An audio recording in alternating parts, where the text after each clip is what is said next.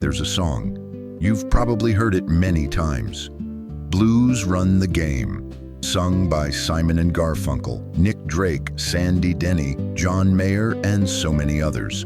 For years, over and over again. But almost no one knows the man who wrote it, Jackson C. Frank. He made only one album, in 1965. That album never sold, and the man was erased from history. Yet that single album deeply moved the greatest folk artists of a generation. Nick Drake idolized him, Sandy Denny idolized him, and it was produced by Paul Simon. So the man that those fragile folk geniuses you love looked up to was Jackson C. Frank. His life is one of the most heartbreaking stories in the history of music, because what happened to Jackson C. Frank was far more than any single person should ever have to carry. And it all began when he was just 11 years old. If you believe people like this deserve to be remembered, take a second and hit the like button now. That's the whole reason this channel exists. If you're ready, we're beginning the story of the man the world forgot.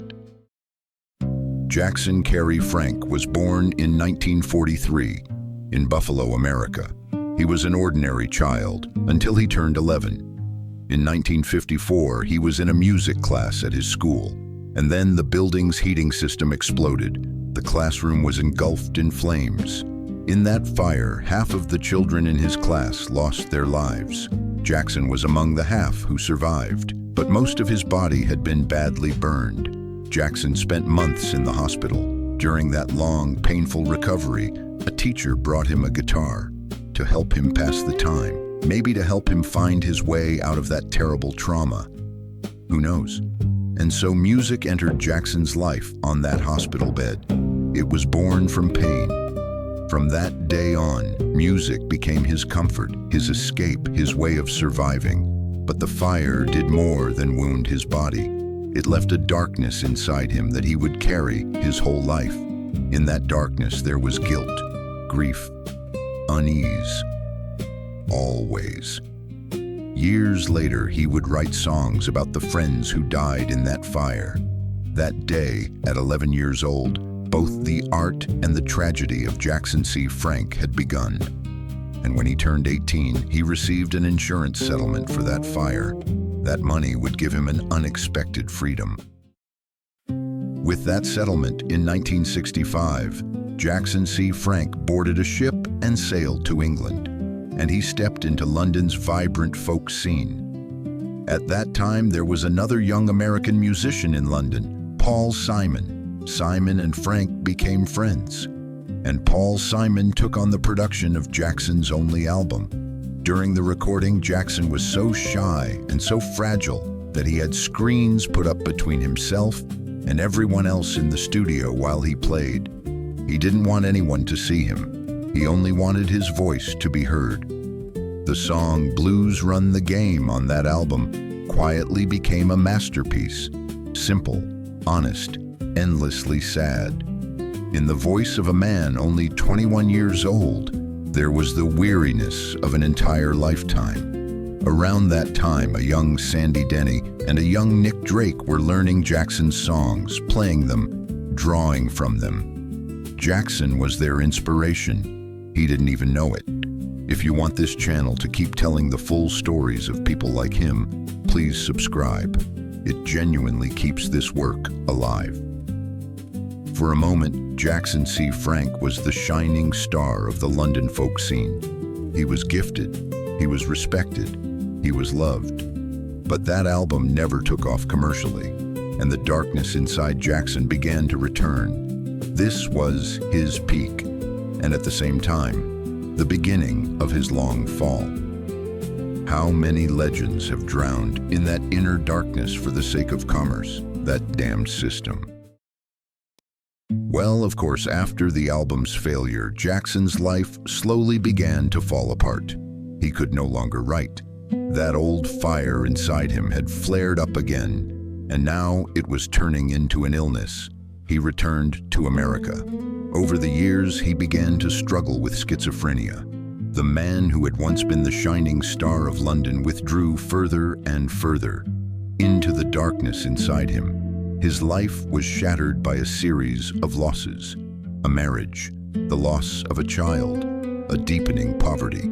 He cut himself off entirely from the music world.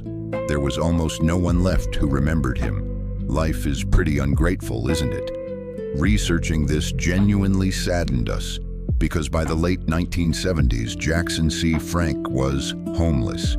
He was living on the streets of New York.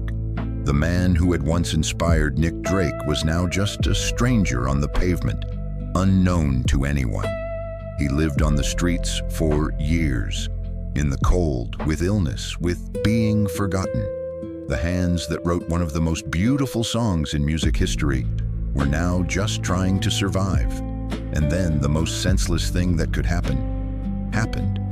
While Jackson was sitting on a bench, a stray bullet struck him in the eye. In that incident, he permanently lost the sight in one eye. Burned, ill, homeless, and now half blind. Everything that could possibly fall on a human being had fallen on Jackson C. Frank.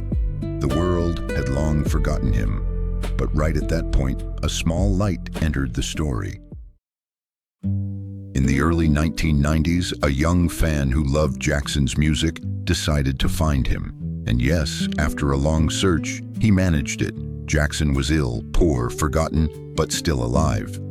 That fan and a few others tried to help Jackson. They brought him a roof, some care, some humanity. In the last years of his life, Jackson C. Frank was at least not alone. At least someone knew who he was. It felt as if those young people had heard us from the future and sprung into action.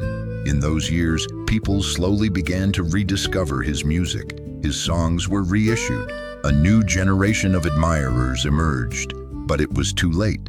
In 1999, at the age of 56, after years of suffering, Jackson C. Frank quietly passed away. Now think about it. At 11, you survive a fire. You write a song that everyone will cover for 50 years. You become the inspiration for Nick Drake, for Sandy Denny. And you live on the streets, forgotten, half blind, all alone. It's all you, all the same person. Can you really imagine that? So listen to Blues Run the Game again now. And this time, listen knowing who wrote it.